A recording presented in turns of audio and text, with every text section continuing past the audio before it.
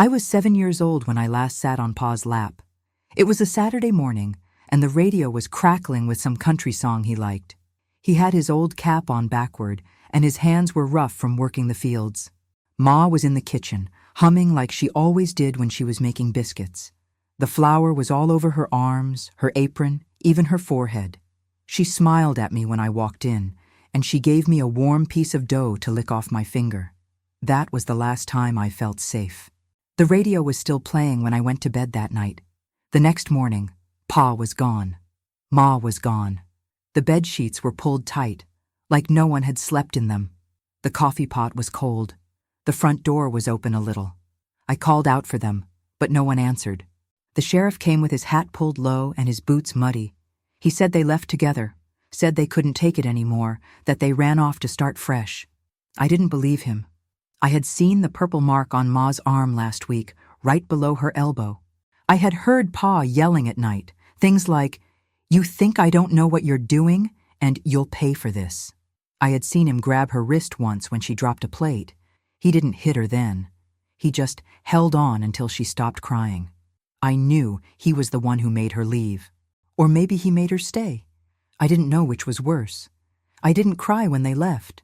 I just sat on the porch step and watched the dust blow across the yard. I didn't know how to cry anymore.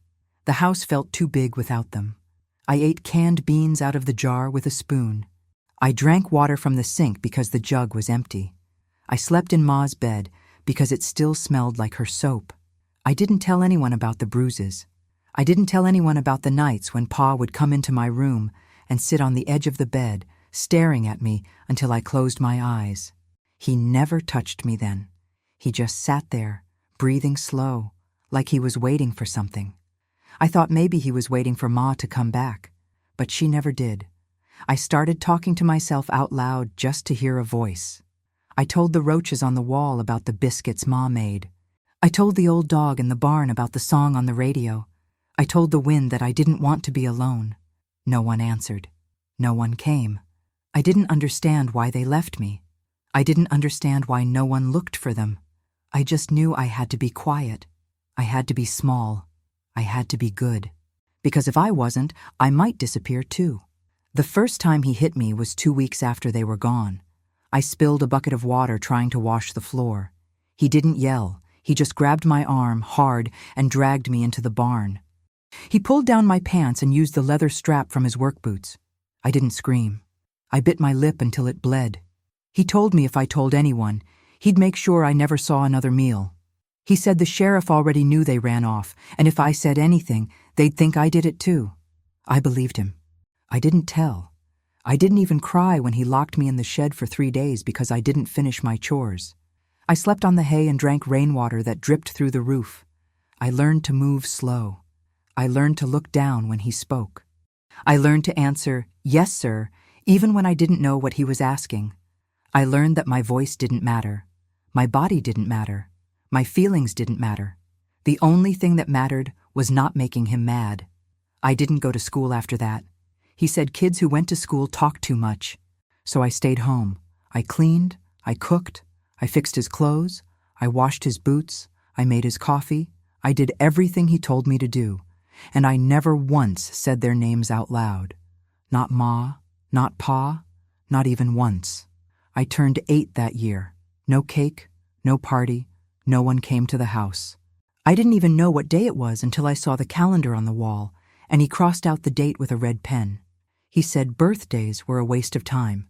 That year, he started making me sleep in the shed. Said I was too noisy in the house. Said I snored like a pig. I didn't snore. I just breathed. But he didn't care. I had to carry my blanket and my pillow out there every night. I had to crawl in through the small hole where the door didn't fit right. I slept with the mice and the spiders. I heard coyotes howl at night. I cried sometimes, but I covered my mouth with my hand so he wouldn't hear. I started keeping a stone under my pillow. It was smooth, from the creek. I held it every night. It was the only thing that felt real. I didn't tell anyone about the stone. I didn't tell anyone about the nightmares. I didn't tell anyone about the time I saw him take a bottle of whiskey from Ma's hidden box under the floorboards. I didn't tell anyone about the way he laughed when he drank it. I didn't tell anyone I was scared of the dark. I didn't tell anyone I missed Ma's voice. I didn't tell anyone I wanted to die. I just held the stone. I just waited. I just stayed quiet. I turned 9 the next year. That's when he started touching me. Not hard, not always, just enough to make me feel dirty. He'd come into the shed at night after he'd been drinking. He'd sit on the edge of my blanket and say, "You're my girl now." He'd put his hand on my leg. He'd say, "Don't tell. You know what happens if you tell." I didn't move. I didn't cry. I just stared at the ceiling and counted the cracks. I counted them every night. 1 crack, 2 cracks, 3 cracks. 3. I counted until I fell asleep. I didn't tell. I didn't run. I didn't fight. I just let it happen. I told myself it wasn't real. I told myself it was just a bad dream. I told myself if I stayed quiet, he'd stop. He didn't stop. He got worse. He started taking me to the back room where he kept the tools. He made me hold the hammer. He made me hold the screwdriver. He made me look at the blood on the floorboards. He said, "This is what happens to girls who talk." I didn't know if he meant Ma. I didn't know if he meant me. I just held the tools and nodded. I didn't cry. I didn't scream. I didn't move. I just waited for it to be over. I waited for the next day to come. I waited for the sun to rise. I waited for the stone under my pillow to feel real again. I was 10 when I realized he didn't kill her. I didn't kill her either, but I didn't save her. I didn't say a word when I saw the bruises. I didn't say a word when I heard the yelling. I didn't say a word when I saw her crying in the kitchen. I didn't say a word when she packed a small bag one night and looked at me like she was saying goodbye. I didn't say a word when she kissed my forehead and whispered, "I'm sorry, baby." I didn't say a word when she walked out the door. I didn't say a word when he came back and told me she ran off. I didn't say a word when he told me I was his now. I didn't say a word when I watched him drink from her favorite cup. I didn't say a word when I found her wedding ring hidden under the porch step. I didn't say a word when I cried for her every night. I didn't say a word when I held the stone and prayed for her to come back. I didn't say a word. And now, at 62, I'm saying it. I didn't kill her, but I didn't save her. And that's the truth I've carried for 55 years. That's the silence I've lived inside. That's why I'm telling you this now. I didn't kill her, but I didn't stop it. And that's the worst part. After Ma left, Pa said we were a family now, just the two of us, and that God had given us a second chance. He said we had to be strong together, that the world was cruel and we had to stick close. He packed everything we owned into the pickup truck, even the broken chair and the rusted pot. We drove for hours, past towns I didn't know, past signs that said, "Next town 37 miles." He didn't stop for food or gas. He just kept driving until we reached a place with no neighbors, no mailboxes, no road signs. The cabin was made of wood that had turned gray, with a roof that leaked when it rained. There was no phone, no TV, no electricity. He said that was good. No distractions, no lies from the outside world. He made me wake up before the sun, even in winter.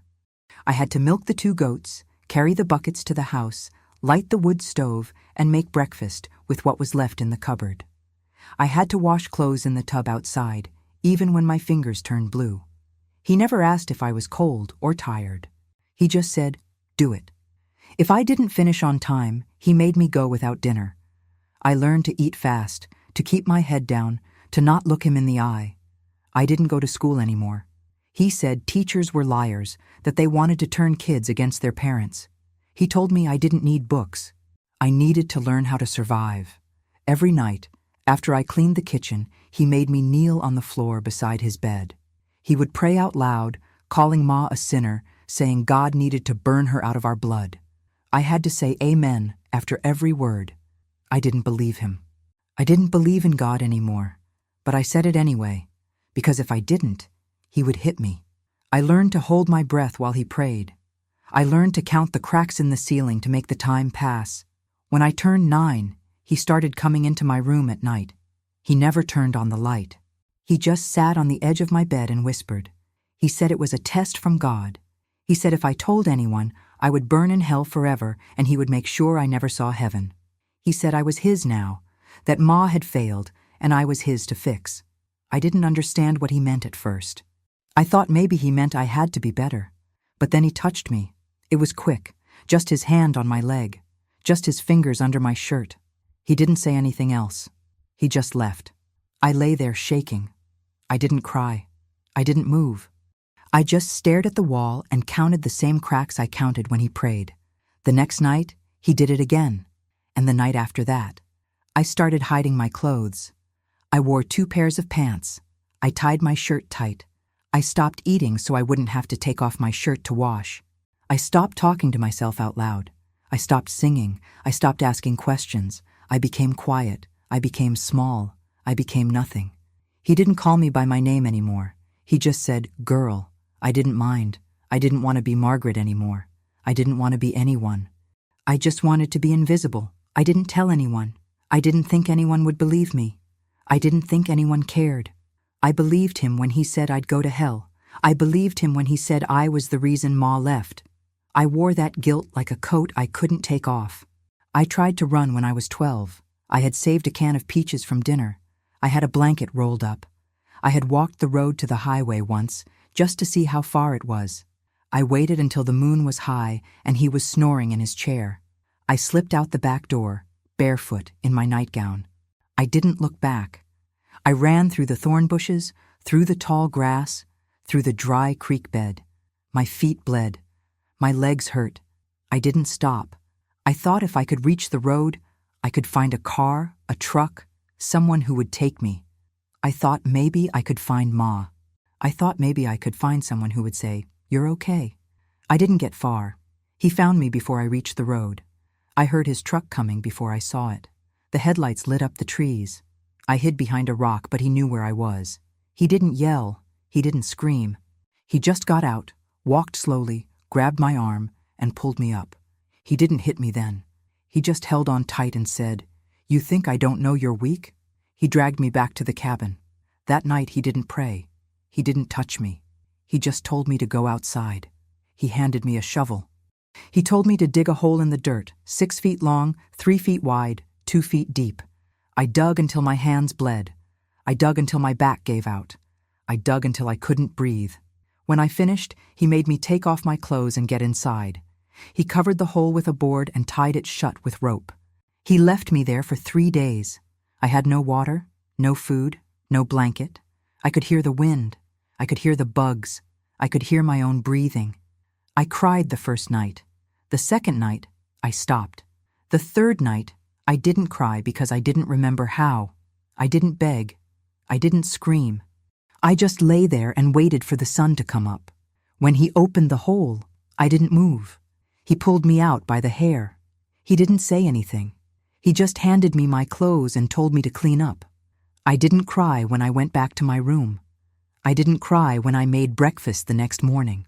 I didn't cry when he told me I was lucky he didn't bury me. I learned that night, if you want to live, you don't fight. You don't run. You don't scream. You just disappear inside yourself and wait for the next day to come. That's how you survive.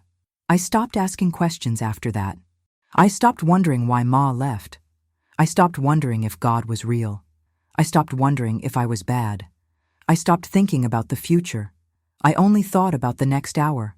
What did he want me to do? What would make him angry? What would make him leave me alone? I learned to move slow. I learned to breathe quiet. I learned to look at the floor when he spoke.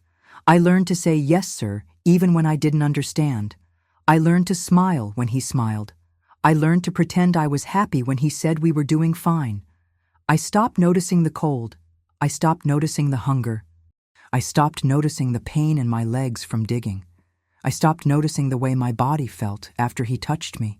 I stopped feeling it. I just let it happen. I became a shadow in my own house. I didn't talk to the goats. I didn't talk to the wind. I didn't talk to myself. I just did what he told me. I made the fire. I cleaned the floor. I washed the dishes. I slept on the floor next to his bed. I didn't ask why. I didn't ask how long. I didn't ask if it would ever end. I just waited. I just stayed still. I just kept breathing. I didn't want to be alive, but I didn't want to die either. So I kept breathing. I kept moving. I kept silent. I became nothing. And that was the only way I could still be here. I didn't know how long it had been since Ma left. I didn't keep track of the days. I didn't know if it was months or years. I didn't care. I didn't have a birthday. I didn't have a name anymore. I was just the girl who cleaned, who milked, who knelt, who dug. I didn't dream anymore. I didn't remember what my mother's voice sounded like. I didn't remember the taste of a biscuit. I didn't remember what it felt like to be warm. I didn't remember what it felt like to be safe. I didn't remember what I used to want. I just remembered the rules. Don't talk. Don't look up. Don't move too fast. Don't cry. Don't ask. Don't think. I lived in the space between his breaths. I lived in the silence after he finished praying. I lived in the dark before the sun came up. I didn't feel anything. I didn't hope for anything. I just breathed. I just moved. I just existed. I didn't know if I was still a girl. I didn't know if I was still human. I just knew I was still here. And that was enough. I didn't want to die. I didn't want to live. I just wanted to be left alone. And for now, that was all I had. I didn't know if he ever slept. I didn't know if he ever dreamed. I didn't know if he ever felt anything but anger. I didn't know if he missed Ma. I didn't know if he hated her. I didn't know if he hated me. I didn't care. I didn't ask. I didn't wonder. I just did what I was told. I got up. I made the fire. I milked the goats. I washed the clothes. I cleaned the floor. I knelt. I waited. I breathed. I didn't fight. I didn't run. I didn't scream. I didn't cry. I didn't talk. I didn't think. I just stayed still. I just stayed quiet. I just stayed alive. I didn't know how much longer I could do it, but I kept doing it because I didn't know another way, because I didn't know how to be anything else, because I didn't know how to stop breathing. So I kept breathing. I kept moving. I kept silent. I kept disappearing. I kept surviving. And that was all I had left. I was 10 when I first saw Eli. He lived on the other side of the creek, past the broken fence and the tall weeds.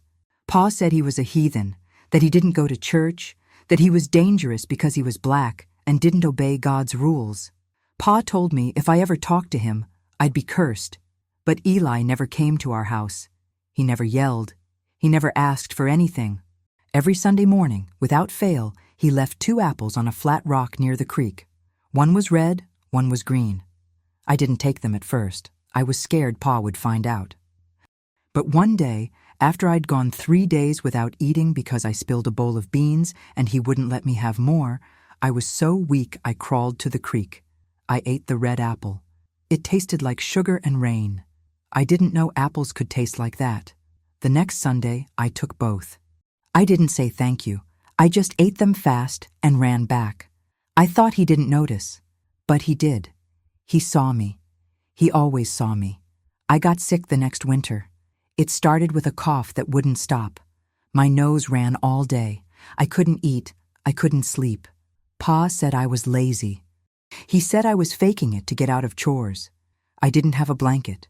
I slept on the floor in the cold room. One night, I passed out. I don't remember falling. I just woke up on a cot in a small house with a wood stove and a smell of herbs. An old man was sitting in a chair watching me. He had dark skin, deep lines on his face, and hands that shook a little. He didn't say anything at first. He just held a cup of warm water to my lips. I drank it. He gave me something bitter to swallow. He didn't ask who I was. He didn't ask why I was there. He didn't ask if I was sick because of Pa. He just said, "Child, you ain't invisible. I see you." Those words hit me like a slap. I started crying. Not quiet tears. Big, ugly sobs. I hadn't cried since Ma left. I cried because I thought no one saw me. I cried because I thought I was just a thing Pa used and threw away. He didn't try to stop me. He just sat there until I ran out of breath. Then he gave me another cup of water. That was the first time someone looked at me like I mattered. The next morning, I woke up in my own bed. Eli had carried me back. I didn't know how. He must have been strong. I didn't thank him. I didn't say anything. I just hid under the covers until he left. But I started going to the creek every Sunday. I didn't just take the apples anymore. I sat on the rock. I watched him work in his garden. Sometimes he waved. I didn't wave back, but I didn't run away either. I started leaving things for him. A clean sock I found in the dirt, a button from Pa's coat I picked up, a piece of bread I saved from dinner. He never took them. He just left the apples. I didn't understand why he didn't take my gifts. Later, I realized he didn't want me to feel like I owed him. He just wanted me to know I wasn't alone. I started talking to him, quietly. I told him about the goats. I told him about the cold. I told him I missed Ma's voice. He never answered back. He just nodded. He didn't need to. His silence said more than words ever could. I told Pa I was going to the creek to get water. He didn't care. He never checked. One day, I stayed too long. I told Eli about the bruises on my arms. I told him about the nights when Pa came into my room. I told him I thought I was going crazy. He listened. He didn't flinch. He didn't look away. He just sat there, quiet, like he was holding my pain for me. The next Sunday, I brought him a drawing I made on a scrap of paper. It was of him standing by the creek with a big apple tree. I didn't have crayons. I used charcoal from the fire. He looked at it for a long time. Then he took his wallet out. He pulled out a small piece of paper and wrote something on it. He folded it and put it in my hand. He didn't say a word. I didn't open it. I kept it in my pocket for years. I never saw him again after that day. I didn't know why. I didn't know what happened. I just knew he was gone. The next morning, the bridge was gone. All that was left was black ash and melted wood. I knew what Pa had done. I didn't cry. I just stood there and stared at the ground. I knew if I said anything, I'd be next. I didn't know where Eli went. I didn't know if he was dead or alive. I carried that piece of paper for 20 years. I kept it in my shoe. I kept it in my purse. I kept it in my coat pocket. I never opened it. I was scared of what it might say. I was scared it might say he was sorry, he couldn't help me more. I was scared it might say he was leaving because he couldn't stand to see me hurt. I carried it like a secret. Then, when I was 40, I went to a thrift store in Austin. I was looking for a coat. I found a stack of old postcards. One had a picture of a small church with white columns and a big bell. The picture was faded, the colors washed out. On the back, in shaky handwriting, it said, "Still see you." No name, no date, just those words. I bought it for 25 cents. I didn't cry when I saw it. I just held it in my hand and sat on the curb outside. I knew it was from Eli. I knew he had never forgotten me. I knew he had kept seeing me, even when he was gone. I still carry that postcard in my pocket every day. It's the only thing I have left that says I was worth being seen. I never told anyone about Eli. Not Sarah, not James, not even my therapist. I didn't want to make him real. I was afraid if I talked about him, he'd disappear again. But I kept the postcard. I kept it because I needed to remember that someone, somewhere, looked at me and didn't see a problem. He saw a child, he saw a person, he saw someone who deserved water, medicine, and silence. He didn't try to fix me, he didn't try to save me, he just saw me. And that was enough, that was everything. I learned that courage doesn't mean fighting back. Sometimes it just means letting someone see you, even when you're broken. Eli didn't fight Pa. He didn't call the police. He didn't take me away. But he saw me. And that was the first time I knew I was still human. I still carry that postcard. I touch it every morning when I wake up. I don't say anything. I just hold it. And I remember, I am not invisible. I never was. I was 16 when Pa put that yellow dress on my bed. It was cheap, stiff, the kind you see in a funeral home. He didn't say wedding dress. He said, "This is what you'll wear." He didn't ask me if I wanted to. He didn't say, "I love you." He just left the room like he was setting the table for dinner. I sat on the edge of the bed and stared at it. I didn't touch it. I didn't cry. I just sat there until the sun went down. I knew what he meant.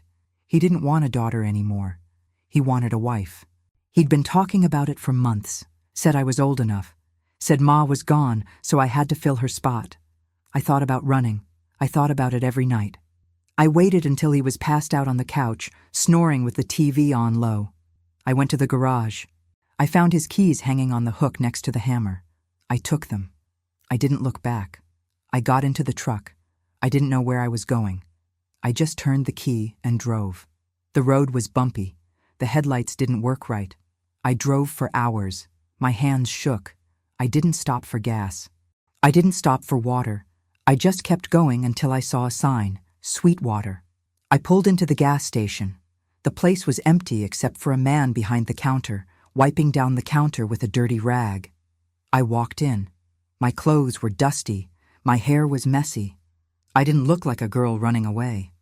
I looked like a girl who had been through hell. I told him, "I'm running from a cult." He didn't laugh. He didn't ask questions. He just picked up the phone and called someone. He said, "There's a girl here. She says she's in danger." I didn't tell him my name. I didn't tell him where I came from. I just sat on a stool and stared at the floor. He brought me a soda. I didn't drink it. I just held it. 2 hours later, 2 women in suits came. They asked me questions. I told them the truth. I told them about Pa. I told them about the bruises. I told them about the dress. They didn't say much. They just took me to a place called the Maplewood Group Home. It had bunk beds, a mess hall, and rules. But for the first time in my life, no one hit me. No one told me to be quiet. No one said I had to kneel. I slept in a bed with clean sheets. I ate food that didn't come from a can. I felt like I was breathing again. The first person I met there was Rosa. She was 16 too, but she looked older. Her eyes were hard, but her voice was soft. She didn't ask where I was from. She didn't ask why I was there. She just said, "You look like you've been told you're nothing." I nodded. She said, "They want you small. You stay big." I didn't understand at first, but she showed me. She stood up straight in the cafeteria when the counselor yelled at her for eating too fast. She didn't cower. She didn't apologize. She looked the woman in the eye and said, "I'm hungry." The counselor didn't yell again. Rosa taught me how to speak without shaking. She taught me how to look people in the face and not look away. She taught me how to say no without feeling guilty. One night, they had a dance in the rec room. A boy asked me to dance. I said no. Rosa said, "Go. Dance like no one's watching." I did. I didn't know how to dance. I just moved my feet. I laughed. I actually laughed. It felt strange, like I was remembering how to be alive. Then I kissed a girl. Her name was Tasha. We were in the hallway, hiding from the staff. She kissed me on the cheek. I kissed her back. It wasn't romantic. It was just a way to feel something good. For the first time, I felt like I was me. Not Pa's girl, not Ma's replacement. Just me. I started writing in a notebook. I wrote things like, "I am not a wife. I am not a burden. I will not be quiet." I kept the notebook under my mattress. I felt safe. I felt free. I thought I had escaped. I was wrong. 2 months later, Pa showed up. He walked into the group home like he owned it. He wore a suit. He had a lawyer with him. He told the staff I was mentally ill, that I had been brainwashed by people who wanted to destroy my family. He had papers signed by a judge, papers that said I was unfit to make my own choices. He said I was delusional. He said I made up the abuse. He said I was lying to get attention. I screamed. I cried. I begged the staff to listen. They didn't. They just looked at the papers. They looked at Pa's calm face. They looked at me, shaking and dirty, and decided he was the normal one. They handed me my coat. They told me it was time to go home. I didn't fight. I didn't scream. I just walked out. I didn't look back at Rosa. I didn't look back at Tasha. I didn't look back at the notebook under my mattress. I just got into the truck with Pa. He didn't say a word. He didn't look at me. He just turned on the radio. It was a gospel station. Then he put in a cassette. It was Ma's voice. I recognized it right away. It was her singing Amazing Grace. But it wasn't her voice like I remembered. It was slow, warped, like someone had played it backward and then slowed it down. Her voice came out like a ghost, like she was crying, like she was begging me to come back, like she was telling me I was wrong for leaving. I closed my eyes. I didn't cry. I didn't move. I just sat there and listened. I listened to her voice, broken and slow, singing to me from the past. I listened to it for the whole ride home. I didn't say a word. I didn't look at him. I just let the tape play. I let her voice fill the truck. I let it fill my head. I let it tell me I was bad. I let it tell me I was lost. I let it tell me I didn't belong anywhere. I didn't fight. I didn't run. I just sat there, and I knew right then that I was back. Not because of the truck, not because of the house, but because of that tape, that voice, that ghost. It had followed me, and now it was inside me. I didn't sleep that night. I lay on my bed and listened to the tape again. Pa had left it on the player. He didn't turn it off. He didn't turn on the light. He just walked out. I pressed play again. I listened to Ma's voice. I listened to every note, every breath, every crack in her tone. I thought about how she used to sing while she cooked, how she used to hum when she washed clothes, how she used to smile when she sang. That voice on the tape wasn't her. That voice was a trap. It was Pa's way of killing her memory. He didn't want me to remember her as a person. He wanted me to remember her as a warning. He wanted me to think she had given up. He wanted me to think she had chosen silence. He wanted me to believe that if I left, I would become like her. Broken, quiet, gone. I didn't cry. I didn't scream. I just turned off the tape. I got up. I walked to the closet. I took out the yellow dress. I held it in my hands.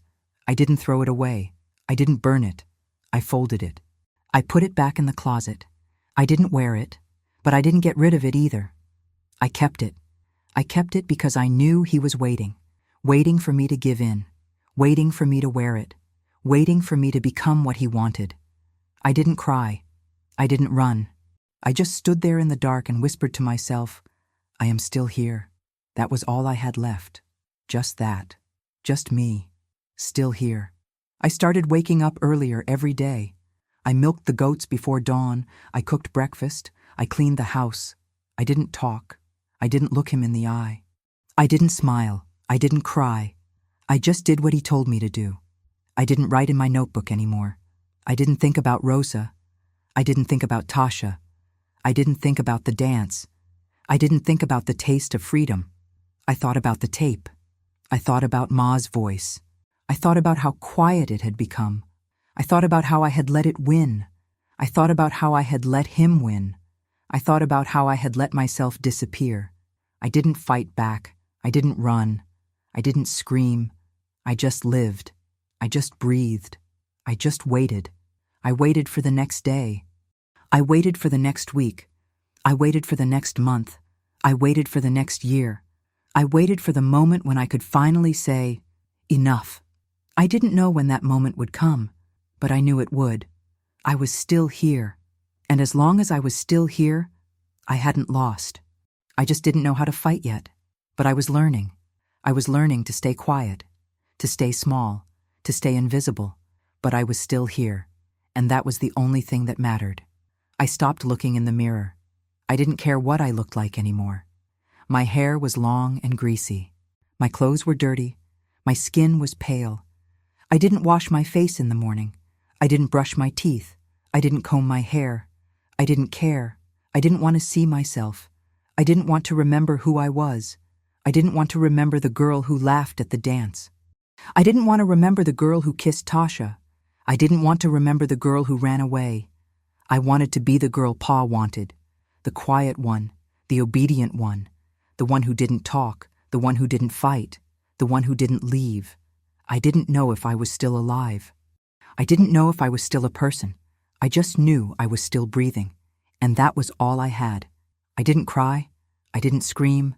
I didn't move. I just breathed. I just stayed. I just waited, and I knew, deep down, that the tape was still playing. In my head, in my chest, in my bones, Ma's voice, slow, broken, begging, and I was still listening. I was still listening. I went back to the cabin and became nothing. I didn't talk. I didn't look up. I didn't let myself feel anything. I woke up before the sun. I lit the fire. I made breakfast with the last of the beans and the old cornmeal. I washed the dishes in cold water. I swept the floor even when there was no dust. I folded his clothes. I mended his socks. I smiled when he told me to. I said yes, sir, every time he spoke. I didn't cry when he called me names. I didn't flinch when he slammed the door. I just did what he said. I was quiet like the walls. I was empty like the pantry. I was a shadow moving through the house. But inside, I was thinking. Every night, after he fell asleep in his chair, I sat on the floor and looked at the maps I had stolen from his truck. I traced the roads with my finger. I memorized the names of towns: Sweetwater, Abilene, Fort Worth. I knew how many miles it was to the highway. I knew which direction the sun rose. I watched the stars every night. I learned which one was Polaris. I knew if I could find it, I could walk north. I saved food. I hid a can of peaches under the floorboard. I saved a bag of rice. I kept a bottle of water hidden behind the woodpile. I didn't eat much, so I wouldn't need to go to the bathroom at night. I wore the same clothes every day so they wouldn't notice if I was gone. I didn't ask for anything. I didn't need anything. I just waited. I waited for the right moment. I waited for him to be weak. I waited for the night to be dark. The winter of 1981 came early. Snow came in November. He got sick fast. He coughed all day. He coughed all night. It sounded like rocks rolling in his chest. He couldn't get out of bed. He couldn't cook. He couldn't walk to the outhouse. I had to carry his water. I had to bring him soup from the pot. I had to wipe his face. I had to change his sheets. I did it all. I didn't complain. I didn't show any feeling. But I watched him. I watched how he struggled to breathe. I watched how his hands shook. I watched how he cried when he thought I wasn't looking. I didn't feel sorry. I didn't feel happy. I felt nothing. I just watched. One night, he woke up gasping. He grabbed my arm. His fingers were cold.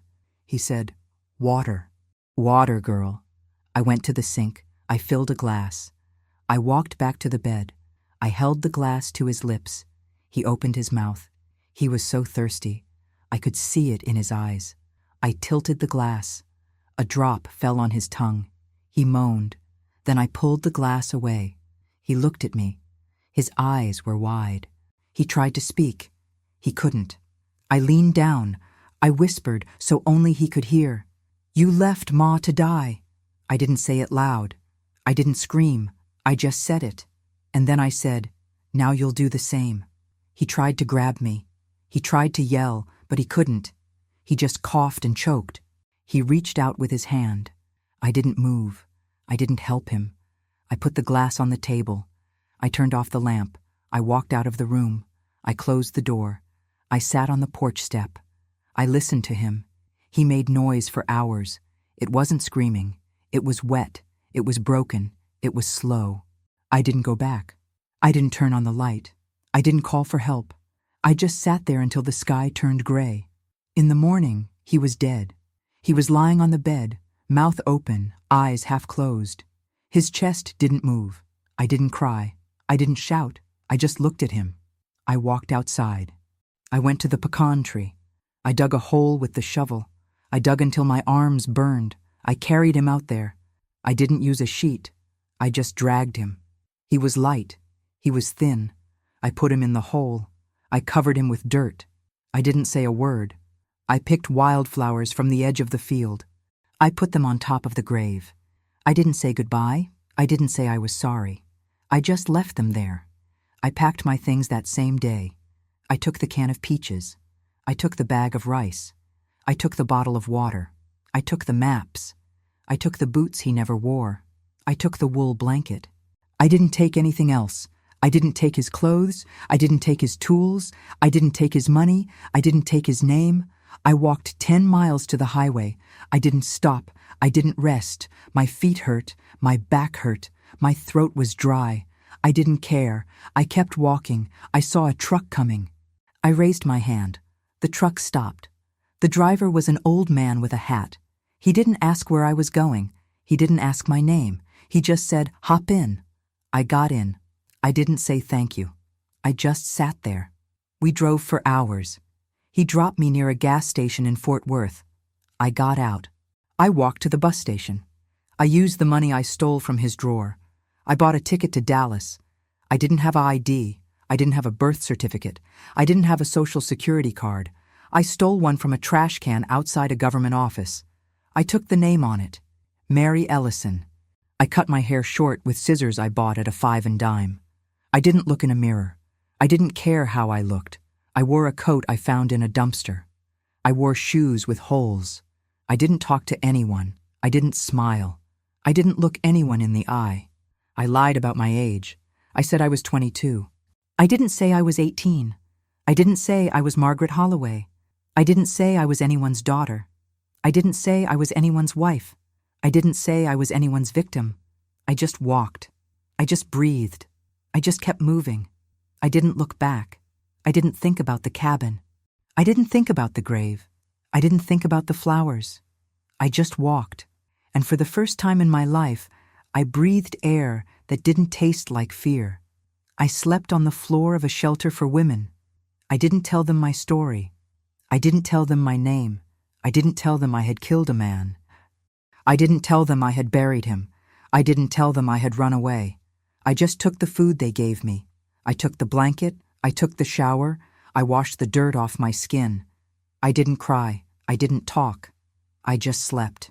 In the morning, I got up. I went to the library. I sat in a corner. I looked at the city map. I studied the bus routes. I wrote down the names of places where people could get jobs. I wrote down the names of places where people could get clothes. I wrote down the names of places where people could get a new ID. I didn't ask for help. I didn't ask for pity. I just wrote. I wrote until my hand hurt. I wrote until the library closed. I walked back to the shelter. I slept again. The next day, I went to a factory. I asked for work. They said I was too young. I said I was 22. They looked at my hands. They saw the calluses. They saw the dirt under my nails. They saw the way I didn't blink when they asked me questions. They hired me. I worked in a box factory. I put lids on cans. I stood for 10 hours. My back hurt. My legs hurt. My feet bled. I didn't quit. I didn't complain. I showed up every day. I got paid in cash. I saved every dollar. I didn't buy anything for myself. I didn't buy shoes. I didn't buy clothes. I didn't buy food I didn't need. I saved it all. I kept the Social Security card in my sock. I kept the name Mary Ellison in my head. I didn't think about the past. I didn't think about the future. I just worked. I just lived. I just breathed. I didn't dream. I didn't hope. I just kept moving. I just kept breathing. I just kept being Mary Ellison. I didn't look back. I didn't think about him. I didn't think about the grave. I didn't think about the flowers. I just walked. And for the first time in my life, I breathed air that didn't taste like fear. I didn't go back to the cabin. I didn't write to anyone. I didn't call anyone. I didn't look for Ma. I didn't look for Eli. I didn't look for anyone. I didn't want to be found. I didn't want to be known. I didn't want to be remembered. I was Mary Ellison. That was all I was. I worked for 2 years. I saved enough to rent a small room in a boarding house. I didn't have a phone. I didn't have a TV. I didn't have a radio. I didn't have a friend. I didn't have a family. I didn't have a past. I didn't have a name. I just had my hands. I just had my body. I just had my breath. I woke up every morning. I went to work. I came home. I ate. I slept. I did it again. I didn't think about the winter. I didn't think about the hole. I didn't think about the glass. I didn't think about the whisper. I didn't think about the silence. I just did what I had to do. I didn't feel anything. I didn't want to feel anything. I didn't want to remember. I didn't want to cry. I didn't want to be Margaret. I was Mary. I was nothing. I was quiet.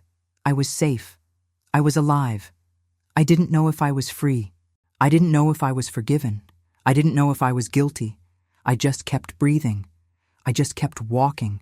I just kept being Mary Ellison. And for the first time in my life, I breathed air that didn't taste like fear. I didn't go to church. I didn't pray. I didn't believe in God. I didn't believe in justice. I didn't believe in love. I didn't believe in family. I didn't believe in tomorrow. I believed in my hands. I believed in my feet. I believed in the next shift. I believed in the next meal. I believed in the next day. I didn't think about what I had done. I didn't think about what he had done. I didn't think about Ma. I didn't think about Lily. I didn't think about the shed. I didn't think about the police. I didn't think about the law. I didn't think about the world. I thought about the floor. I thought about the box. I thought about the lid. I thought about the next can. I thought about the next dollar. I thought about the next breath. I didn't look in the mirror. I didn't comb my hair. I didn't wash my face. I didn't wear makeup. I didn't wear perfume. I didn't wear jewelry. I didn't wear anything that said I was a woman. I wore work clothes. I wore boots. I wore gloves. I wore silence. I didn't speak unless I had to. I didn't smile unless I had to. I didn't cry unless I was alone. And when I was alone, I didn't cry. I just sat. I just breathed. I just waited. I waited for the pain to fade. I waited for the fear to leave. I waited for the past to disappear. I waited for the name Margaret to vanish. I waited for Mary to become real.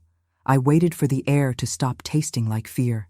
And one morning, I woke up, and I didn't think about him. I didn't think about the grave. I didn't think about the glass. I didn't think about the whisper. I just got up. I went to work. I ate my breakfast. I breathed. And for the first time in my life, I breathed air that didn't taste like fear. I still don't know if I did the right thing. I still don't know if I was right to let him die. I still don't know if I was right to run. I still don't know if Ma would have wanted me to. I still don't know if God would forgive me. I still don't know if I am a killer. I still don't know if I am a survivor. I just know I am here. I just know I am breathing. I just know I am not afraid anymore. I don't live in the cabin. I don't sleep in the shed. I don't hear his voice. I don't see his face. I don't smell his breath. I don't feel his hands. I don't carry his name. I carry Mary Ellison. I carry my hands. I carry my feet. I carry my breath. I carry the silence. I carry the peace. I carry the air. And I know, deep in my bones, that I am not the girl he made me be. I am not the daughter he lost. I am not the wife he wanted. I am not the ghost he buried. I am Mary Ellison. I am alive. And for the first time in my life, I breathed air that didn't taste like fear. I worked nights at a diner in Dallas, flipping burgers and pouring coffee for truckers who never said thank you. I cleaned offices on weekends, emptying trash cans and mopping floors while the lights were off. I slept on couches. Some were soft, some were broken, some smelled like old smoke. I didn't have a bed of my own for 2 years. I kept my clothes in a duffel bag. I ate cheap meals from the dollar store. I didn't buy new shoes until my toes poked through the holes. I didn't care. I just kept going. I wanted to be more than someone who survived. I wanted to be someone who lived. So I signed up for night classes at the community college. I studied math with a flashlight because the lights in the classroom were too bright. I memorized words I didn't know. I failed my first GED test. I took it again. I passed on the 3rd try. Then I got into nursing school. I worked 3 jobs and studied every night. I fell asleep with my books open on my lap. I didn't have money for a car, so I rode the bus. I missed birthdays. I missed holidays. I didn't tell anyone how tired I was. I just kept going. I met James at a church picnic. He was there with his daughter, who was 7 and shy. He didn't talk much. He just sat on the grass, watching his girl play. He had big hands, rough from work. He was a construction worker. He wore the same flannel shirt every Sunday. He didn't wear a ring. He didn't talk about his wife. I didn't ask. We started talking slowly. He brought me coffee when I was working late. He fixed my leaky faucet without being asked. He never touched me unless I let him. When I flinched at the sound of a door slamming, he didn't say anything. He just walked to the other side of the room. When I locked the bathroom door at night, he didn't knock. He didn't ask why. He just said, "Whenever you're ready, I'll be here." That was all. No pressure, no questions, no rush. I didn't know how to trust anyone, but I trusted him. I didn't know how to be loved, but he loved me, quietly, steadily, without noise. We got married in a courthouse. I wore blue jeans and a blue shirt. I didn't wear white. I didn't want to pretend I was pure. I didn't want to pretend I hadn't been broken. He didn't care. He just smiled and said, "You look beautiful." That was enough. Clara was born in a small hospital with a window that didn't close right. She cried when she was born, loud, strong, clear. I held her and felt something I had never felt before. Not safety, not peace, something deeper. I felt like I had been given a second chance, not to fix myself, but to give her something I never had. Her hair was curly, like honey. She smiled when she was 2 weeks old. She laughed when she learned to crawl. She called me Mama before she could say Dad. James was quiet, but he was always there. He changed her diapers. He rocked her to sleep. He read her stories even when he was tired. I watched them. I watched how he looked at her. I watched how she looked at him. I didn't think about the past. I didn't think about the shed. I didn't think about the bruises. I didn't think about the silence. I thought about Clara's laugh. I thought about her small hands grabbing my finger. I thought about her bedtime hugs. For the first time, I felt like I was not just surviving. I was building something real. But peace doesn't last when the past is still inside you. I didn't talk about it. I didn't dream about it. I didn't cry about it. But my body remembered. I woke up sweating at 3 a.m. I jumped when someone slammed a door. I couldn't stand to hear raised voices. I made sure Clara never heard me scream. I never let her see me cry. I kept my door locked. I checked the windows every night. I didn't know why. I just did it. I thought I was being careful. I thought I was being strong. I thought I was protecting her. I didn't realize I was teaching her that fear was normal, that silence was safety, that pain was something you hid. One night, when she was 8, she climbed into my bed because she had a bad dream. She was warm. She smelled like soap and apples. She curled up next to me. I was pretending to sleep. She whispered, "Mommy, why do you cry in your sleep?" I froze. I didn't move. I didn't answer. I didn't know what to say. She didn't ask again. She just hugged me tighter. But the question stayed. It sat in my chest like a stone. I thought I had buried it. I thought I had left it behind. But it wasn't gone. It was inside me. And now, it was inside her. I had made her listen to my silence. I had made her feel the weight of my fear. I had taught her that pain was something you swallowed, not shared. I had done the exact thing I swore I would never let happen to my child. I didn't sleep that night. I sat on the edge of the bed and stared at the window. I thought about Ma. I thought about Pa. I thought about the shed. I thought about the hole I dug. I thought about the night I let him die. I thought about how I never told anyone. I thought about how I never cried in front of Clara. I thought about how I locked the door every night. I thought about how I flinched at loud noises. I thought about how I never hugged her too tight because I was afraid I would scare her. I realized I wasn't protecting her. I was teaching her to be afraid. I was teaching her to be quiet. I was teaching her to hide. I was giving her the same poison I had been given. I had spent my whole life trying to escape my past, but I had brought it with me. I hadn't run from it. I had carried it. And now I was passing it on. I didn't want that. I didn't want her to grow up thinking silence was love. I didn't want her to think pain was normal. I didn't want her to learn to hide her tears. I wanted her to know she could speak. I wanted her to know she could be loud. I wanted her to know she was safe. I didn't know how to fix it, but I knew I had to try.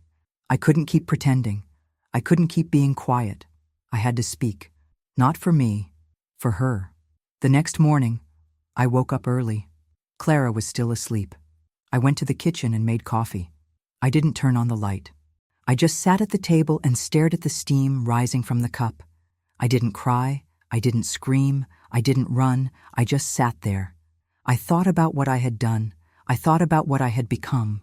I thought about what I had almost made my daughter become. I didn't blame James. I didn't blame Pa.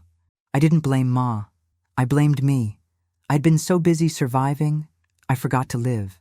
I had been so busy hiding, I forgot to heal. I had been so busy protecting her from the past, I forgot to teach her how to face it. I picked up my phone. I opened the Notes app. I typed one sentence. I need help. I didn't send it. I didn't delete it. I just left it there. I didn't know what to do next, but I knew I couldn't stay silent anymore. I couldn't keep pretending. I had to speak. Not just for me, for Clara, for the little girl who cried in her sleep, for the daughter who didn't know why her mother was afraid. I didn't know how to fix it, but I knew I had to start, and that was the first real step I had taken in 20 years. I didn't run. I didn't hide. I just sat there, and I waited. I started therapy because I couldn't sleep anymore. Every night I woke up screaming, but no one heard me. I didn't want to go. I didn't think it would help. But Clara's question, "Mommy, why do you cry in your sleep?" stuck in my head like a nail. I called Dr. Lin on a Tuesday morning. I sat in her office, hands shaking, not saying a word for 20 minutes. She didn't push me. She just waited. Finally, I said, "My father hurt me." That was it. Just those 3 words. Then I started talking. I told her about the shed, about the hole I dug, about the nights he came into my room, about how I didn't tell anyone because I thought I was the problem. I told her about Ma disappearing and how I blamed myself. I told her about the day I let him die. Each word felt like pulling out a piece of rusted metal from my skin. I cried until my eyes burned. I coughed from the dryness in my throat. I couldn't eat for days after each session. I felt like I was falling apart, and I didn't know if I could put myself back together. But Dr. Lin never let me quit. She said, "You're not broken. You're healing." I didn't believe her, but I kept going. One night, after Clara was asleep, I sat James down on the couch. I didn't look at him. I stared at the floor. I told him about Pa. I told him how I was 7 when Ma left. I told him how I was 9 when the touching started. I told him about the rope, the shovel, the cold nights in the shed. I told him about the fear that never left me. I told him how I thought I was bad, how I thought I deserved it. I told him about the day I took the truck keys and ran. I told him about the name I stole. I told him about the guilt I carried for letting Ma die. My voice broke. I couldn't stop crying. I didn't look up. I didn't want to see his face. I thought he would hate me. I thought he would leave. But he didn't move. He didn't say anything. He just reached out. He took my hand. His fingers were rough, warm, real. He didn't flinch. He didn't look away. He said, "You didn't do anything wrong. Didn't do anything. You survived." That was it. No big speech. No, "I'm so sorry." Just those words. Then he pulled me close. He held me like I was something fragile, like I was made of glass, and he was afraid I would break. He held me for a long time. I could feel his heartbeat. I could feel his breath on my hair. I didn't cry because I was sad. I cried because someone finally saw me and didn't turn away. A week later, I told Clara. I didn't do it all at once. I waited until she was sitting on the floor, coloring. I sat next to her. I didn't look at her. I looked at the crayons. I said, "Sweetheart, there's something I need to tell you. Something I never told anyone." I started slow. I told her about the cabin, about the shed, about the bruises. I didn't use big words. I didn't say abuse. I said, "He hurt me." I said, "He locked me in a place where no one could hear me." I said, "I was scared all the time." I said, "I thought no one would believe me."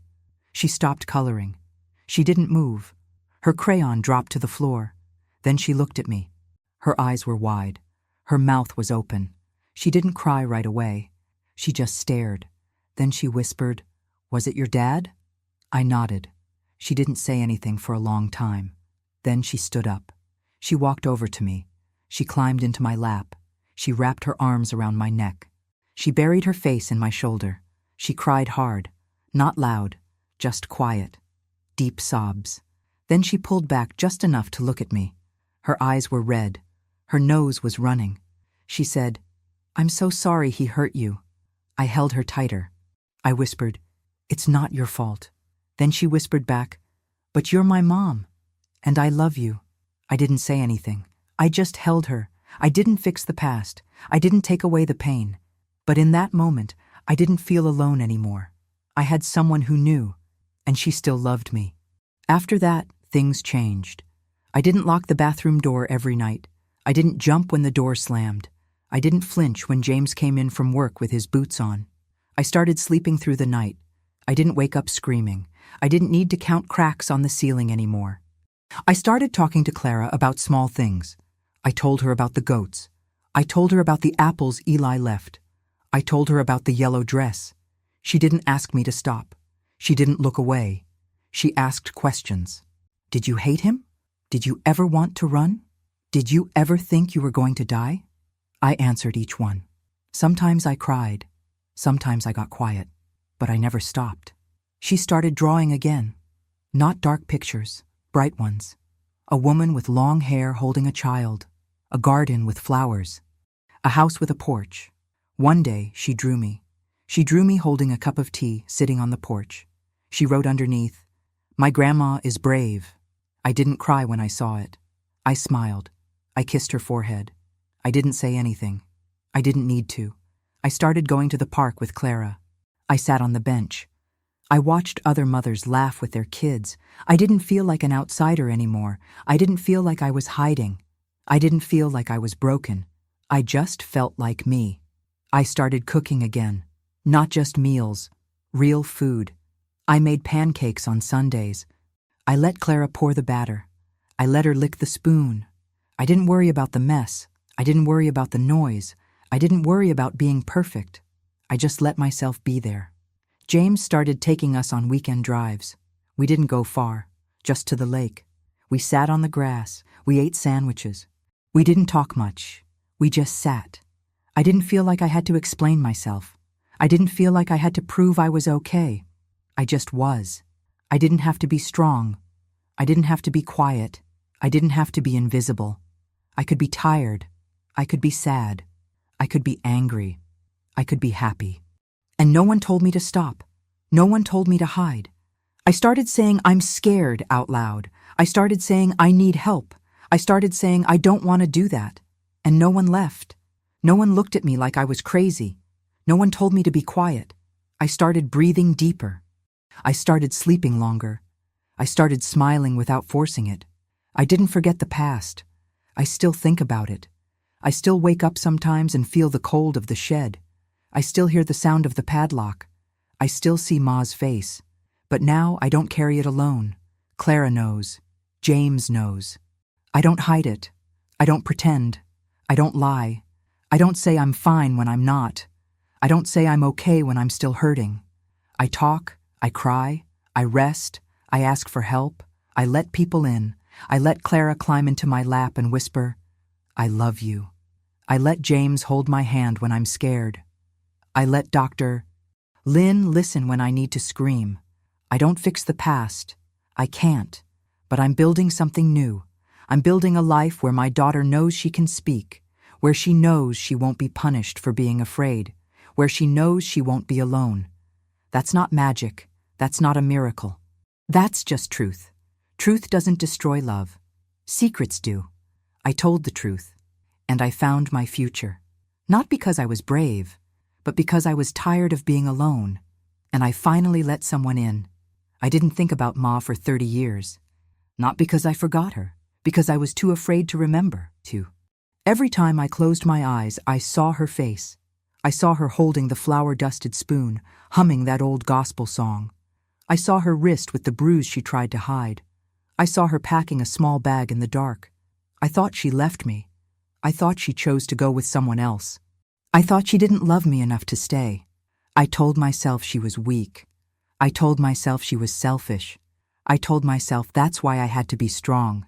I didn't cry for her. I cried for myself. I blamed her for everything. For the shed, for the silence, for the nights I slept on the floor. I carried that blame like a stone in my chest. I didn't want to know what happened to her. I didn't want to face the truth. I didn't want to know if she suffered. I didn't want to know if she died. I just wanted to forget. I told myself she was gone, and that was enough. Clara didn't know any of this. She only knew I was quiet when she talked about her law work. She only knew I flinched when she mentioned abuse cases. She didn't know I used to dream about Ma every night. She didn't know I kept Ma's old photo hidden in my sock drawer. She didn't know I still had the smell of her perfume in my memory. One night she came home with a thick folder. She didn't say anything at first. She just sat down across from me. She opened the folder. There was a faded newspaper clipping. The headline said, "Woman missing since 1970, last seen in Taylor County." Beneath it was a black and white photo. It was Ma. Her hair was short. Her eyes were tired. She was wearing that blue dress she always wore to church. I didn't move. I didn't breathe. My hands went cold. Clara said, "Mom, they're reopening the case. They think she might still be alive. Or maybe they just need to find out what happened." I didn't answer. I just stared at the picture. I thought I was done with the past. I thought I had buried it. But that photo pulled it all back up. I didn't want to go, but I had to. I had to know. We drove to Abilene in Clara's car. I didn't speak the whole way. I just watched the road. We passed the same gas station where I stole the truck keys. We passed the same sign that said, "Welcome to Abilene." I didn't say anything. I didn't cry. I just sat there. When we got to the farm, the gate was rusted shut. We had to climb over. The house was falling apart. The porch was covered in vines. The windows were broken. The front door hung off one hinge. I didn't go inside. I just stood there and looked. The yard was full of weeds. The chicken coop was gone. The old oak tree where I used to climb was still there, but the branches were dead. I walked around the house. I remembered where Ma hung the laundry. I remembered where Pa buried the dead dog. I remembered where I used to sit and watch the sun set. I didn't feel sad. I felt empty, like I was standing in a grave. I dug myself. Clara went to the cellar door. It was locked with a rusted chain. She kicked it. It broke open. The stairs were rotting. We turned on our flashlights. The air smelled like dirt and mold. We walked down slowly. The floor was covered in broken bottles and old cans. We found a loose board near the far wall. Clara pried it up with a screwdriver. Underneath was a metal box. It was small. It was covered in rust. I didn't move. I didn't breathe. Clara lifted it out. She handed it to me. I opened it with my fingers. My hands shook. Inside was Ma's wedding ring. The gold was dull. The diamond was chipped. I picked it up. I held it in my palm. It was warm, even though the box was cold. Under the ring was a notebook. The cover was torn. The pages were yellow and wet in places. And under that, a letter. The envelope had my name on it. To my little Maggie. I didn't open it. I just held it. I didn't know if I could read it. I didn't know if I could face what was inside. I sat on the cellar floor. I didn't care about the dirt. I didn't care about the smell. I opened the diary first. Ma's handwriting was small, shaky. She wrote every day. She wrote about Pa's moods. She wrote about the bruises. She wrote about how she tried to hide them with long sleeves. She wrote about how she saved money from her secret job cleaning houses. She wrote about how she planned to run. She wrote about how she packed a bag with my favorite blanket and a jar of peanut butter. She wrote about how she waited for the right night. She wrote about how she kissed me on the forehead and whispered, "I'm sorry, baby." She wrote that she didn't think she could make it to the bus station. She wrote that Pa was watching her. She wrote that if she didn't leave, he would kill her. She wrote that if she left, he might kill me. She wrote that she didn't know what to do. She wrote that she loved me more than anything. She wrote that she was so sorry. I put the diary down. I couldn't cry. I couldn't scream. I just sat there. I finally understood. She didn't leave me. She tried to save me, and I never knew. I opened the letter. It was written on thin paper, like the kind you get from a church. Her handwriting was even smaller than in the diary. She wrote, "Maggie, if you're reading this, I didn't make it. I'm sorry. I tried. I got as far as the creek. I heard him coming. He found me. He didn't hit me. He just held me. He said, 'If you leave, I'll kill her.' I didn't cry. I just looked at him. I didn't beg. I didn't plead. I just whispered, 'Tell her I love her.' He didn't answer. He just dragged me back. He told you I ran away. He told you I was a sinner. He told you I didn't love you. That's all lies. I loved you more than breath. I loved you more than life. Don't hate me. Don't forgive him. Live. Be free. I'm still with you. I'm in your heartbeat. I'm in your voice. I'm in the quiet when you're scared.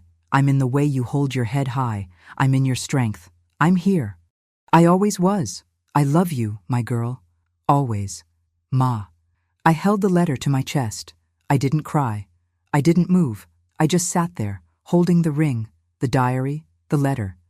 I finally understood. She didn't leave. She was taken. And I spent my whole life blaming her. I was wrong. I was so wrong. I didn't know how to forgive myself. I didn't say anything to Clara. I just put the ring in my pocket. I put the diary in my purse. I put the letter in my coat. I didn't look back at the cellar. I didn't look back at the house. I didn't look back at the farm. I just walked out. Clara followed me. She didn't ask questions. She just held my hand. We got in the car. I didn't turn on the radio. I didn't look at the road. I just stared out the window. I thought about Ma's voice. I thought about her hands. I thought about the way she smiled when she sang. I thought about the way she held me when I was scared. I thought about how she loved me even when she was dying. I thought about how I spent my life hating her. I didn't cry. I didn't scream. I just breathed. I finally understood. She didn't leave me. She died for me. And I didn't know. I didn't know until now. I didn't know until I held her ring, until I read her words, until I felt her love still there after all these years. I didn't know. I just didn't know. I didn't sleep that night. I sat in my chair by the window. I held the letter. I held the ring. I didn't put them away. I didn't lock them in a drawer. I just held them. I thought about what I would say to Ma if I could see her. I would say I'm sorry. I would say I was wrong. I would say I didn't know. I would say I didn't understand. I would say I missed you. I would say I love you. I would say I'm proud of you. I would say you were the bravest person I ever knew. I would say I'm going to live. I'm going to be free. I'm going to make sure Lily knows her grandmother was a hero. I would say I'm going to tell the world. I would say I'm going to stop being silent. I would say I'm going to fight. I would say thank you. I would say thank you for loving me even when you were broken. I would say thank you for trying. I would say I'm here. I'm still here. And I'm not going to forget you anymore. I didn't say any of it out loud. I just held the letter. I just held the ring. I just sat there. And for the first time in 40 years, I let myself cry. Not for the pain, not for the fear, but for her, for Ma, for the mother who loved me enough to die for me. And I knew deep in my bones that I would never be silent again. I opened the diary like I was opening a tomb. The pages were brittle, stained with water, and something dark I didn't want to think about. I held it with both hands like it might break. I started reading. She wrote every day, not long entries, just a few lines, like she didn't have time. She wrote about how he yelled at night, how he threw plates, how he broke the mirror because she looked at him wrong. She wrote that he stopped giving her money for groceries, that she had to work cleaning houses on Saturdays just to buy milk and bread. She wrote that she hid half a can of beans under the floorboard every week, just for me. She wrote that she saved the last piece of cake from my birthday and put it in her pocket to give to me later. I didn't know any of that. I thought she didn't care. I thought she left me to starve. But she was hiding food. For me. She wrote about praying, not in church, in the dark, in the bathroom. She wrote that she whispered to God every night, "Please give me strength. Please help me get her out. Please don't let him hurt her." She wrote that she dreamed about California. She said the ocean there was blue and wide, and the air smelled like salt and pine trees. She wrote that she saved every dollar she could, even from her cleaning job, and hid it in a tin can under the porch. She wrote that she planned to take me on the bus to San Francisco. She wrote that she would get a job in a diner. She wrote that she would buy me new shoes. She wrote that she would let me go to school. She wrote that she would never let him touch me again. I read those words and felt like someone had punched me in the stomach. All those dreams, all that planning, all that, and I never knew. I thought she just walked away. The last entry was written 2 days before she disappeared. Her handwriting was shaky. The ink was smudged. She wrote, "He caught me packing." Said if I leave, he'll kill us both. I don't know what to do. I won't let him take her from me. Maybe if I go alone, he'll leave her be. That was it. No goodbye, no explanation, just those words. I put the diary down. My hands were shaking. My throat felt like it was full of glass. I reached for the letter. It was folded small, tied with a thin piece of string. I untied it. Her handwriting was clearer here, calmer, like she wrote it knowing she might never speak again. My sweet Maggie, it began. If you read this, I tried to save you. I love you more than breath. Don't hate me, don't forgive him. Live, be free. I couldn't breathe. I dropped the letter. I fell to my knees on the cold dirt floor of the cellar. I screamed. Not a loud scream. A raw, broken sound that came from deep inside me, like my soul was tearing apart. I screamed until my voice gave out. I screamed until my chest hurt. I screamed into the dark, into the dirt, into the silence. I screamed because I had spent 40 years thinking she abandoned me. I thought she didn't love me enough to stay. I thought I was the reason she left. I thought I was the reason she died. I thought I was the one who killed her. Clara found me on the floor. She didn't say anything. She just knelt down beside me. She didn't try to pull me up. She didn't try to stop me. She just sat there, close enough that I could feel her warmth. When I stopped screaming, when I was just shaking and crying, she put her arm around me. She held me like I was a child. She didn't tell me it was going to be okay. She didn't tell me to stop crying. She just held me. Then she said, "She chose you."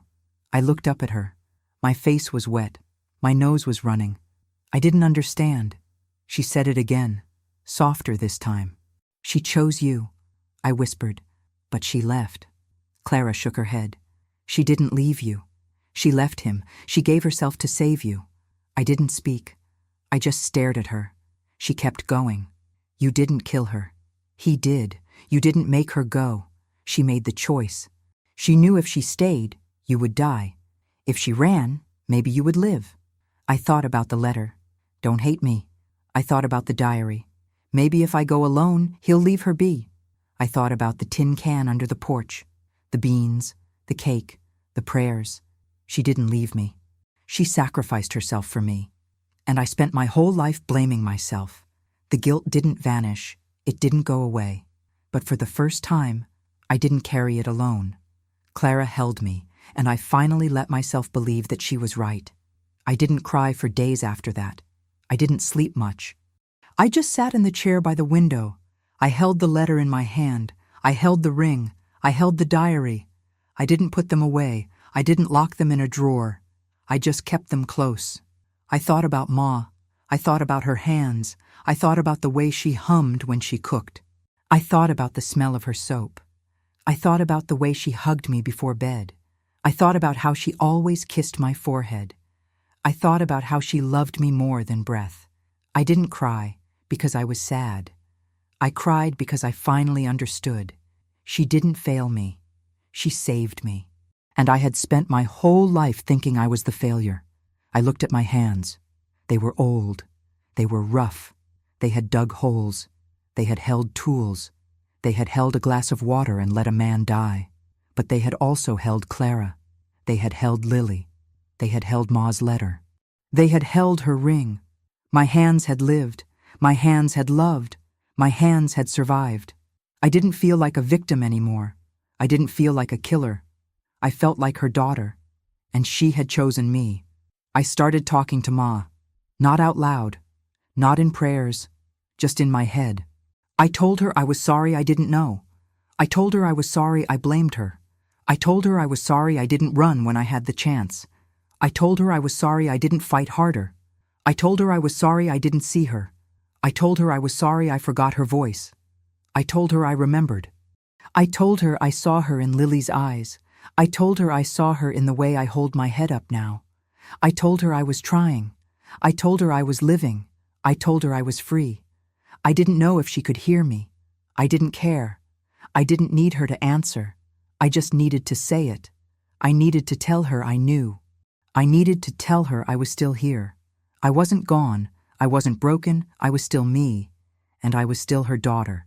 That night, I put the letter under my pillow. I put the ring on a chain and wore it around my neck. I didn't sleep well, but I didn't wake up screaming. I didn't wake up crying. I just woke up, and I breathed, and I knew for the first time in 40 years that I was not alone. I didn't go back to the cellar. I didn't go back to the farm. I didn't need to. I carried Ma with me now, not as a ghost, not as a memory, as a part of me. I saw her in the way I hugged Clara. I saw her in the way I made sure Lily had clean socks. I saw her in the way I didn't let anyone tell me to be quiet. I saw her in the way I broke that shed door. I saw her in the way I stood up to the police. I saw her in the way I kept going. I didn't need to find her body. I didn't need to find her grave. I had her. I had her words. I had her love. I had her choice. She didn't leave me. She gave me life. And I was going to live it. Not for her. Not for Pa. Not for the world. For me. For the girl who survived. For the mother who saved me. For the woman who finally remembered she was worth it. I didn't have to forgive him. I didn't have to forget. I just had to live. And I was going to. Because Ma chose me. And I was not going to waste that. I live in a small white house with a red roof in the Ozarks. It's not fancy. The floors creak when you walk on them. The windows don't close all the way in the winter, so I wrap towels around them. I don't mind. I like the sound of the wind through the trees. It doesn't whisper. It doesn't sigh. It just moves, like it's tired of being quiet. I planted lavender on the south side of the house. It doesn't grow perfect. Some stems are crooked. Some flowers are small, but they smell like sunshine. I planted roses too, not the fancy ones, the kind that bloom even when you forget to water them. I water them every morning. I don't talk to them. I just watch them. That's enough. I write letters, not to anyone I know, to women I don't know, women who might be hiding in a bathroom or sleeping on a couch or sitting in a car at night with a child in the back seat. I write, "You are not alone. You did not cause this. It is not your fault." I don't say I understand. I don't say you're strong. I say, I was there. I did the same thing. I stayed silent. I believed him. I thought I deserved it. But I'm still here. I mail them from a post office in the next town. I don't sign my name. I don't need them to know who I am. I just need them to know someone made it out. I speak at shelters sometimes. I don't stand on a stage. I sit in a chair. I hold a photo of Ma. It's faded. The edges are torn. She's smiling, but her eyes look tired. I don't say, I'm a survivor. I say, this is my mother. She didn't run away. She didn't leave me. She died so I could live. I don't cry when I say it. I used to. Now I just say it. And then I say, you are seen. That's all. Not you're brave. Not you'll get better. Just, you are seen. Sometimes a woman will nod. Sometimes she'll cry. Sometimes she won't look at me. That's okay. I don't need her to thank me. I just need her to know someone else knows what it feels like to be invisible. I'm 62. My hands are full of wrinkles. They don't move like they used to. I can't do a karate kick anymore. My knees crack when I stand up. My hair is white. I don't dye it. I let it grow. I wear sweatshirts with big pockets. I keep my wallet, my keys, and Ma's photo in them. I don't wake up screaming anymore. I don't jump when a door slams. I don't check the locks 3 times before I sleep. I still lock them. I just don't tremble while I do it. I dream now. I dream about rivers. I dream about bridges. I dream about roads that go on forever. I don't dream about the shed. I don't dream about the padlock. I don't dream about Daniel. I dream about moving, not running, just moving, like I'm not afraid of where I'm going. I visit Ma's grave every Sunday. I bring a fresh rose. I don't put it on the stone. I hold it in my hand. I sit on the bench next to it. I talk to her. I tell her about the roses that bloomed this year. I tell her about Lily's first day at school. I tell her about the letter I wrote last week to a woman in Ohio. I tell her I'm sorry I didn't know sooner. I tell her I'm proud of her. I tell her I'm proud of myself. The headstone says her name. It says the years she lived. And it says, she fought in silence. Her daughter speaks. I didn't choose those words. The lawyer did. But I didn't change them. They are true. She fought. I speak. That's all we ever needed to do. I don't tell this story because I want people to feel sorry for me. I don't want flowers. I don't want medals. I don't want to be called brave. I tell it because there's a girl right now, in a house just like mine, in a town just like this one, hiding in a closet or a shed or a basement. She's 8, she's 12, she's 16. She's been told she's the problem. She's been told to be quiet. She's been told she's lucky he didn't kill her. She thinks if she just stays still, if she just doesn't cry, if she just doesn't move, he'll stop. She doesn't know she can run. She doesn't know she can scream. She doesn't know someone will come. I tell this story so she hears me. Not with my voice, with my life. I'm here. I'm alive. I'm not broken anymore. You can be too. You can survive. You can heal. You can return. You can break the silence. And when you do, the world will finally hear you breathe. I'm living proof, and I'm not done talking. Did you feel every word of this story, and what city are you watching from right now? Let me know in the comments, because I want to hear where my voice is reaching. If this story moved you, please send a super thanks so I can keep telling the truth for women who still hide in silence. Thank you for being here, for listening, for believing. I need you to stay with me because your support keeps these stories alive. Don't forget to subscribe so you never miss another voice that dares to speak. On the screen, you'll see 2 more powerful stories from my channel that you won't want to miss. I'll see you in the next story with all my heart.